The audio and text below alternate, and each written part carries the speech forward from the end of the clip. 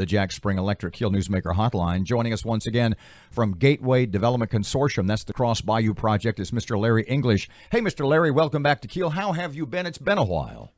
It's been a while. We've been working hard, and we're trying to stay warm. And I understand you've been more colder than New York, so I'm headed to Louisiana. I was expecting some warm weather, and I look like I'm going to be disappointed. Yeah. There's unfortunately, Mr. Larry, no golf in the immediate future for either of us. Then I'm staying. Then that's too much. Thank you for having me this morning. You said a second ago we've been working hard. What's the latest? Obviously, there's a little news. What can you tell us about your project and its going forward?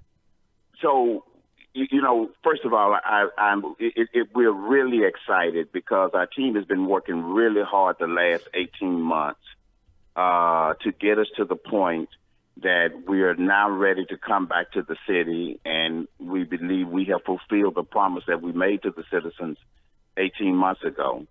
So we're back. We're going back. We're asking the city council to vote to approve a couple of things to get this project moving. But what we are right now is that we have partnered with Sabre Fund Advisors, which is one of the largest mixed-use developers in the country. They're presently doing a 153-acre project in Westchester, up here in the Northeast. We partnered with the United Soccer League, who wants to bring professional soccer into a new downtown multi-state arena. And what we're asking as the first step of it is we'll be going to the city council in the next 30 days, and we're coming to do a business deal. And our business deal is simple. Give us 88 acres of a brownfield site that for mostly has been vacant since the Civil War. Approve a TIF to fund $132 million in public improvements, and we will put $1 billion in private investment into the city of Shreveport. Just to clarify, Mr. Larry, pardon me a second. Did I just hear you right? And maybe I missed it. So you're coming to the city and you're asking the city for 88 acres to finish assembling an 88-acre brownfield site that the voters directed the city to do in 1996 when they passed the bond issue. Mm-hmm. Right. To approve a TIF, a tax incremental financing district, and I'd be happy to explain that to your listeners, that will fund $132 million in public infrastructure. No new taxes, no new bond issues. That is all we're asking the city to do. What's the 88 acres worth? I'm sorry? What's the 88 acres worth? That we'll be able, our consultants are finishing those assessments, and we're bringing in, we'll be presenting to the city council on November the 25th. So we invite everybody to come down, and on our consulting team is MuniCap. They will be in. They have done a complete analysis on this project. They will tell you what that land is worth. They're going to tell you how much new tax revenues this project is going to generate. They're going to tell you how many new jobs this project will create. And we will be willing to say to anybody, go out and hire your own independent audit and audit our numbers. This project is going to generate millions of dollars in new tax revenue to the city of Shreveport, and it's going to generate thousands of new jobs over his lifetime. How much is Sabre Fund Advisors chipping in? So let me explain to you, and that's an interesting question. So let's clear up something. When you put a deal together like this, and you're saying you're raising $1 billion, you have to be able to go out and raise that money. So what the deal? Nobody has $1 billion. Nobody invests $1 billion in the city of Shreveport. The question you have to ask of it is, which is a legitimate question, have we assembled a team that has the ability to execute on what we are telling the city we're going to do?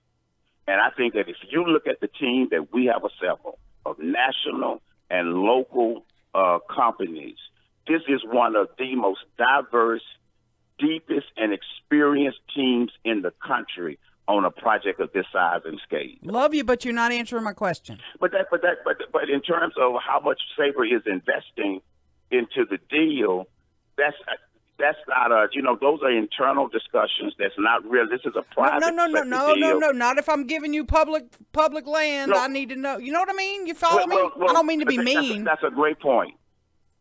Cyber and Gateway Development Corporation are going to invest $1 billion in private dollars into Cross Bayou in return for you giving us the land. Mr. Larry, if you can explain in about 30 seconds what is a TIF, because that $136 million or whatever it was, we got a bond issue coming up this weekend. Shreveport is not flush with cash, as you know.